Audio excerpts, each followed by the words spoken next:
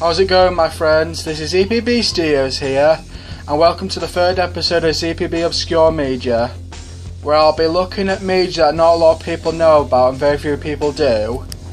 And in this episode, to celebrate the release of Deadpool and Wolverine, I'm going to be looking at X-Men 2 Wolverine's Revenge, which is a game not a lot of people know about, since is why I'm looking at it on this show.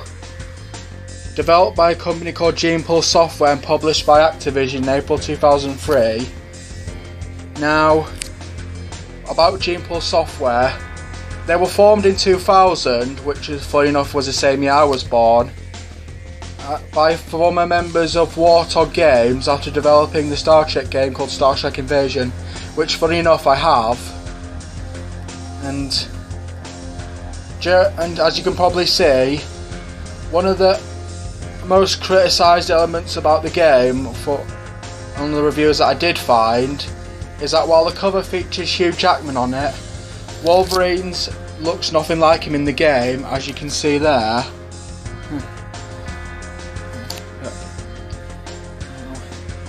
Now, after this game, GenePool's next game was going to be an Iron Man video game, but since Wolverine's Revenge didn't do well, GenePool scrapped that game and went under, but some of the staff members went to Treyarch. In fact, one of the designers of this game worked on the HD versions of Spider-Man 3, the video game, so that's something, I guess. Anyway, without further ado, let's get into the game. Now, what's the plot of Wolverine's Revenge? Now, despite being tied to the release of X-Men 2, the story of Wolverine's Revenge is about Wolverine escaping from the Weapon X facility, as well as finding out he's being infected with a virus called the Shiva strain virus, which will kill him if he doesn't find the cure within 2 days. 2 days? That's my birthday! Now Wolverine is on a race against time to find the Shiva strain virus, and he faces off against his familiar foes along the way, including Sabretooth, Magneto, and Juggernaut, among others. Oh, and by the way, Wolverine is voiced by Mark Hamill in this game.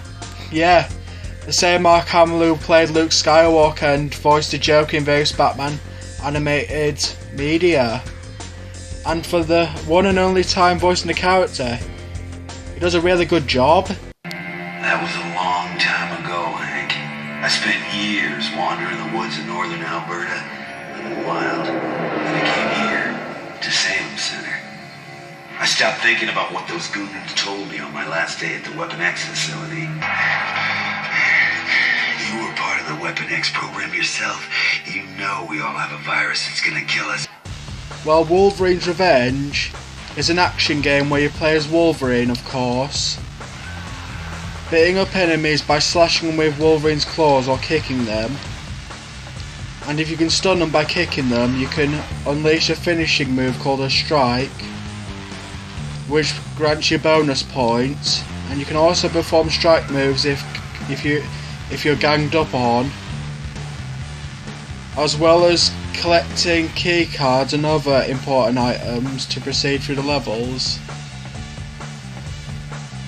And Wolverine has a pretty cool senses ability which allows him to see objects that are hidden like mines, and he can also sneak up on enemies to perform stealth strikes, which can earn him dog tags which can unlock more devastating strikes.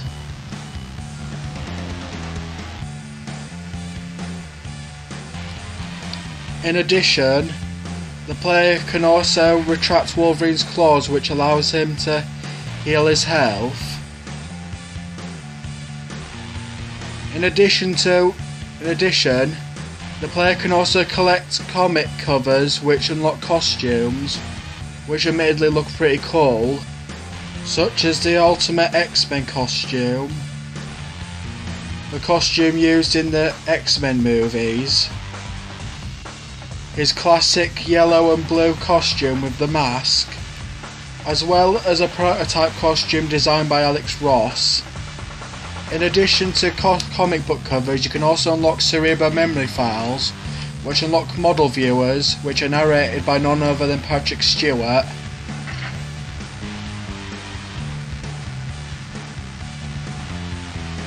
Very little is known of Logan, the man we refer to as Wolverine. There are also some boss fights in the game, where you take on some of Wolverine's enemies like Sabretooth, Magneto and Juggernaut. And some of them are pretty fun, like Juggernaut, where you have to throw him about until he hits flaming trucks and other dangerous objects. But some of them can get really irritating, like Magneto's, where you have to jump from several platforms, all while trying to avoid debris thrown at you. But if you can get past those, I think you can have some fun fighting these bosses.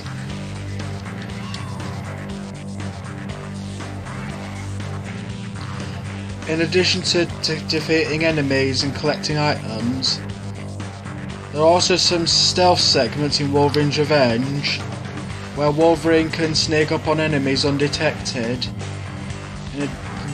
and as well as earning dog tags, some levels you have to sneak past, otherwise you'll get a game over.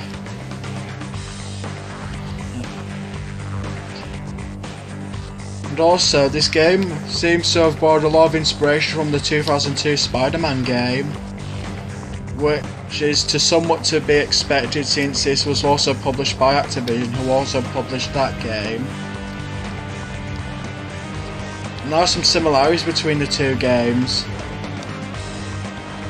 A similar heads-up display. Both games beginning with origin stories, as well as both games having stealth segments.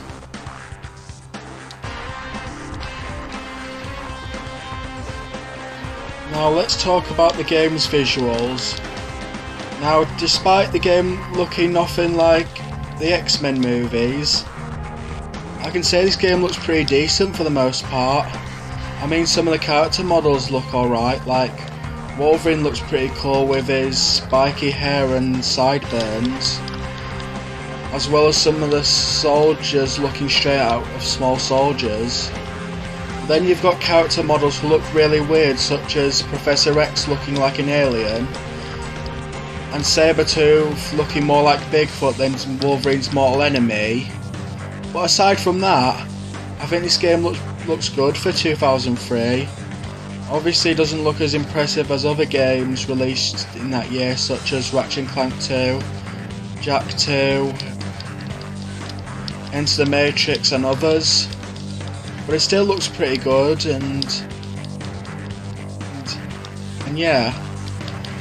Overall, I've sounded pretty positive about this game, but that doesn't mean this game doesn't have any issues, of which there are some, which I'll get into in a moment.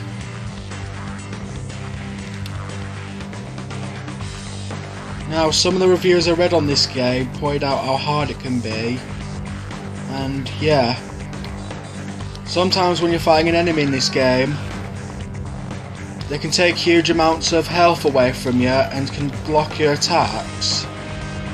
So it encourages you to be more defensive and wait for an opening instead of just impulsively mashing the attack buttons.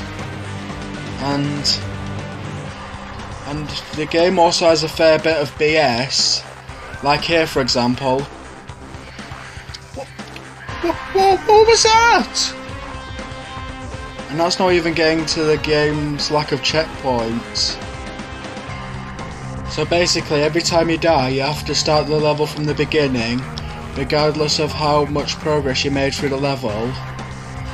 And some levels, such as Act 3's Tactical Decisions, Memories Unlimited, as well as Act 4's The Lion's Den, can take a good 20 minutes to complete, and one mistake can send you back to the beginning of a stage And that combined with the fact that you can get killed easily.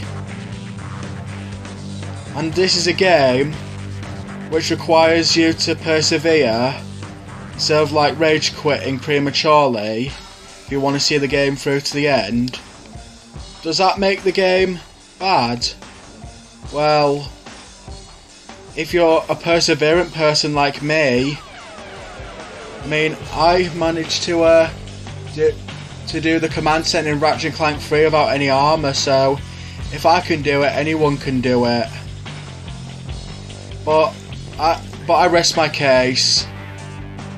After completing the game, you are given the option to play the dog tag challenges, such as one where you have to go all Crash Bandicoot and destroy crates in a certain order, as well as two challenges that involve stealth.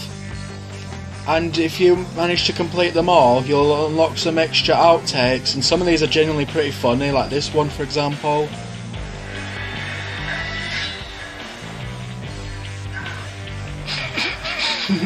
No, that's funny. Now, what did I think of Wolverine's Revenge? It's an interesting game with nice visuals, decent voice acting, but if you can get past some of the obscene difficulty spikes and you're perseverant like me, I'm sure you'll enjoy this game. But it's not for the faint of heart, and I would give this game a 6 out of 10. If you're a fan of X-Men and Wolverine in particular, I recommend this game. But if you're an impatient gamer who likes rushing through games, you probably won't like it as much. Anyway, that's the end of this episode of ZPB Obscure Media. Make sure to hit that like button and don't forget to subscribe. This is ZPB Studios, signing off.